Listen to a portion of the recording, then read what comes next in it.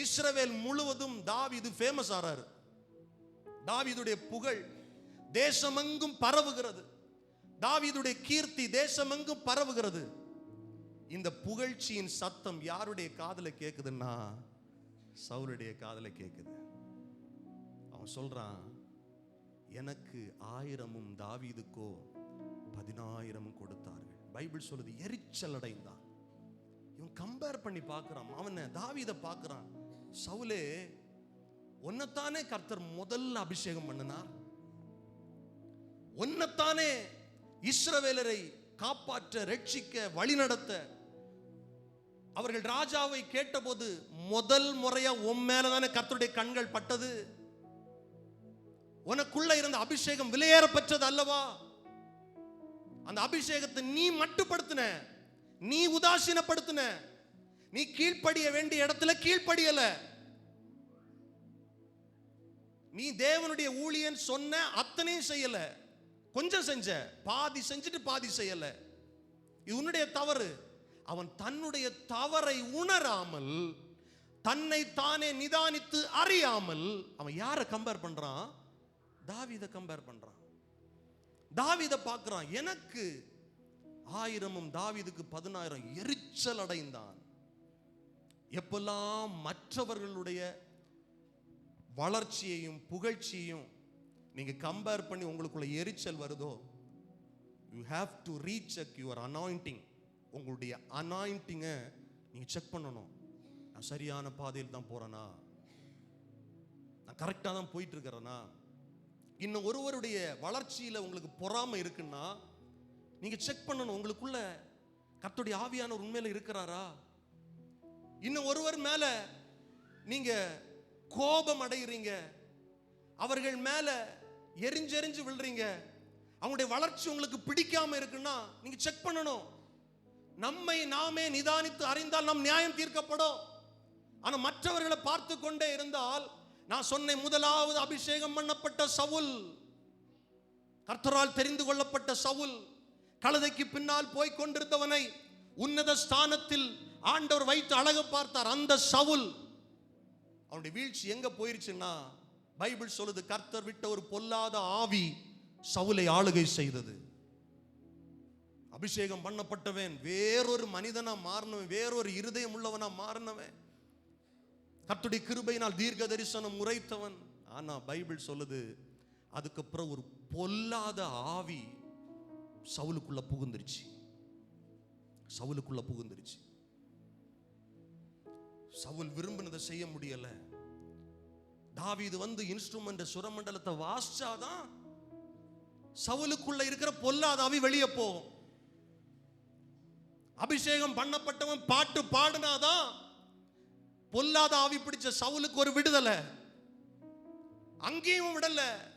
இவன் சுரமண்டலத்தை வாசிட்டு இருக்கும் போது சவுல் ஈட்டி எடுத்து எய்றான். ஆனா கர்த்தர் தாவீதை காப்பாற்றுறார். தொடர்ந்து விரட்டுறான். யாரு தெரியுமா? தன் மகளை விவாகம் செய்த மருமகனை தாவீதை கொலை செய்யும்படி விரட்டுறான். தாவீதுக்கு நிம்மதியே இல்லை. இவன் எப்படியாவது கொலை செஞ்சிடணும், இல்லைன்னா இவனுக்கு ராஜரீக பட்டம் கிடைச்சிரும், ராஜாவா மாறிடுவான், எனக்கிட்ட இருக்கிறது அது மட்டும்தான். நிம்மதியே இல்லை. நான் சொல்லுவேன், இன்னும் ஒருத்தனை கம்பேர் பண்ற ஒருத்தனுக்கு வாழ்க்கையில நிம்மதி இருக்காது. நம்ம லைஃபை ஆண்டவரை பார்த்து நமக்கு நியமிக்கப்பட்ட ஓட்டத்தில் பொறுமையா ஓடுனா அந்த ஓட்டத்தில் சமாதானம் இருக்கும். மற்றவர்களை பார்த்து ஓட ஆரம்பிச்சோம், நிம்மதியே கிடையாது. சவுலுடைய அதுக்கு பிறகு உள்ள மொத்த வாழ்க்கையும் தாவீதை துரத்தணும், தாவீதை வெட்டணும், தாவீதை கொலை பண்ணணும். அவனுடைய கோலே மாறிடுச்சு, அவனுடைய விஷனே மாறிடுச்சு, அவனுடைய தரிசனமே மாறிடுச்சு. ஆரம்பம் ஆஹா ஓஹோன்னு இருந்தது. நம்ம ஊர்ல ஒரு பழமொழி சொல்லுவாங்க, கழுதை தேஞ்சி அப்படி ஆயிடுச்சு. தேஞ்சி தேஞ்சி தேஞ்சி போய் கடைசியில சவுலுடைய முடிவை குறித்து வேதத்தில் தியானிக்கும் போது ரொம்ப பரிதாபம். எங்க போய் நிக்கிறான் தெரியுமா? அஞ்சனம் பார்க்கிற, குறி கேட்கிற, குறி சொல்லுகிற ஒரு இடத்துல போய் நிக்கிறான். அவளுக்கிட்ட போய் சொல்றான், எனக்கு சாமுவேலை பார்க்கணும். சாமுவேலை பார்க்கணும். எனக்கு அன்பான ஆண்டுடைய பிள்ளைகளே, நம்ம வாழ்க்கை இன்னைக்கு எங்க போயிட்டு இருக்கு? நீங்க மற்றவர்களை கவனிக்கிறீங்களா? உங்களுக்குள்ள கர்த்தர் வச்ச அபிஷேகத்துல, அந்த அபிஷேகத்துக்குள்ள வளருகிறீர்களா? அந்த கிருபையில வளருகிறீர்களா? சவுலுடைய முடிவு பரிதாபமாக போய்விட்டது. முதல்ல இந்த பூமியில பிறந்த மனிதன் காயினுடைய முடிவும் அவ்வளவு சரியா இல்லை. முதலாவது அபிஷேகம் பண்ணப்பட்ட சவுலுடைய முடிவும் சரியா இல்லை. அஞ்சனம் பார்க்கிறவர்களை தேடி, குறி சொல்லுகிறவர்களை தேடி அப்படியே போயிருச்சு அவன் வாழ்க்கை. நேரடி ஆண்டவரோடு பேச முடியல, உறவாட முடியல. ஆனா தாவீது அப்படி இல்லை. அவன் வாழ்க்கையில என்ன பிரச்சனை வந்தாலும் நேர தேவ சமூகத்துல வந்து உட்காருவான். அபிஷேகம் அப்படிதான் வழி நடத்தும். அபிஷேகம் இன்னொரு இடத்துல கொண்டு போய் விடாது. அபிஷேகம் ஆண்டுடைய சமூகத்தில் உட்கார வைக்கும். எல்லாரும் வலதுகரம் உயர்த்தி சொல்லுங்க, ஆண்டவரே, நீங்க என் மேல வச்சிருக்கிற அபிஷேகத்தை இன்னும் ஒருத்தர் கூட நான் கம்பேர் பண்ணக்கூடாது. இன்னும் ஒருத்தருடைய உயர்வை பார்த்து நான் பொறாமப்படக்கூடாது. இன்னைக்கு நிறைய பேருக்கு தாழ்வு மனப்பான்மை, ஆமீன், இன்ஃபீரியாரிட்டி, இந்த காரியத்தை பிசாசு அநேகருடைய இருதயத்தில் விதைச்சு அவங்களுக்குள்ள ஒரு சமாதானத்தை எடுத்து மற்றவர்களை பார்க்க வச்சு கம்பேர், அவனை பாரு, இவனை பாரு, அவன் எப்படி இருக்கிறான், இவன் எப்படி இருக்கிறான், உனக்கு பின்னால வந்தவன் பாரு, உன்னுடைய ஜூனியர் பாரு, இப்படி ஆயிட்டான் அப்படி ஆயிட்டான்னு சொல்லி இந்த காரியங்களை விதைச்சி சமாதானத்தை கெடுக்கிறான். அப்படிப்பட்ட பொல்லாத சிந்தைகள் இருந்தால் இயேசுவின் நாமத்தினாலே இப்பொழுது பிள்ளையுடைய சரீரங்களை விட்டு விலகட்டும், சிந்தைகளை விட்டு விலகட்டும். பெற்றுக்கொண்ட அபிஷேகத்தை காத்துக்கொள்ள கிருபை தாரும். அல்லேலூயா. கரம் உயர்த்தி ஒரு அல்லேலூயா சொல்லுங்கள். அல்லேலூயா. இன்னும் ஒரு மனிதனை குறித்து வாசிக்க போறோம். லூக்கா 18வது அதிகாரம் 10, 11, 12 3 வசனங்களை ஒருவர் சத்தமாய் படியுங்கள். லூக்கா 18 10, 11, 12. ம் ம் ம் ம் ம் ம் ம் ம் ம் ம் ம் ஸ்தோத்தரிக்கிறேன். ம் ம் தனக்குள்ளே ஜெபம் பண்ணினான். 2 மனுஷர்கள் இங்க, ஒருத்தன் பரிசேயன், ஒரு மனிதன் ஆயக்காரன். பரிசேயன் என்பவன் யார் என்றால், நியாயப்பிரமாணங்களை கற்றவன், நியாயப்பிரமாணங்களின்படி வாழ பிரயாசப்படுகிறவன், நியாயப்பிரமாணத்தில் சொல்லப்பட்ட காரியங்களை நடத்தணும், அதே போல மற்றவர்கள் காணும்படி பரிசுத்தமாய் தன்னை காட்டிக்கொள்ள விரும்புகிறவன் இந்த பரிசேயன். ஆனா இன்னொருவன் யாருன்னா ஆயக்காரன். ஆயக்காரர்னா டாக்ஸ் கலெக்டர், வரி வசூல் பண்ணுகிறவர்கள். ரோமர் ஆட்சியில் அந்த காலத்தில் இஸ்ரவேலர்கள் இருந்தார்கள். இஸ்ரவேலர்களுக்கு உள்ளேயே இவன் யூதன் தான், யூதனாகத்தான் இருக்கணும் ஆயக்காரன். ஆனா ஜனங்களுக்குள்ள இவங்க ஆயக்காரர்களை குறித்த ஒரு எண்ணம் என்னன்னா, அவர்கள் ஒரு பாவிகள்.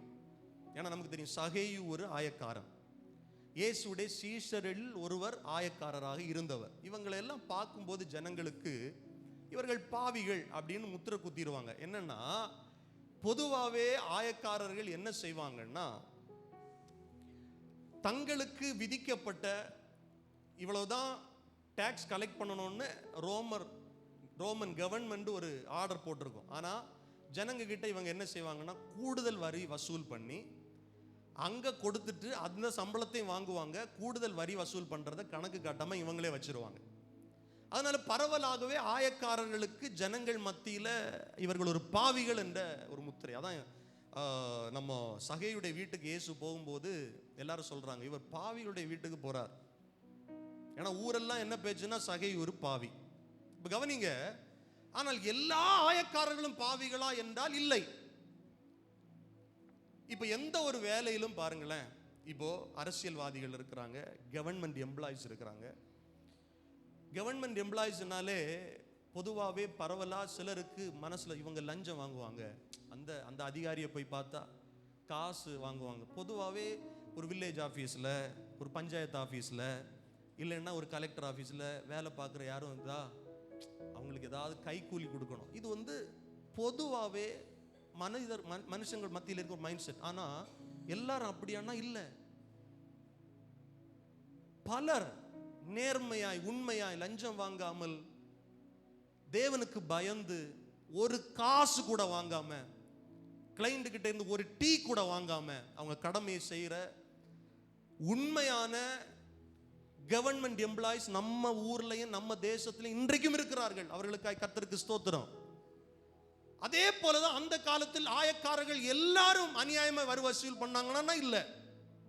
ஆனா பரவலாவே ஆயக்காரனா அவன் ஒரு பாவி அப்படின்னு ஒரு பேச்சு. அத மனசுல கொண்டு 2 பேர் சர்ச்சுக்குள்ள வராங்க. ஒருத்தன் பரிசேயன். இவன் ஜெபம் பண்ணும்போது சொல்றான்,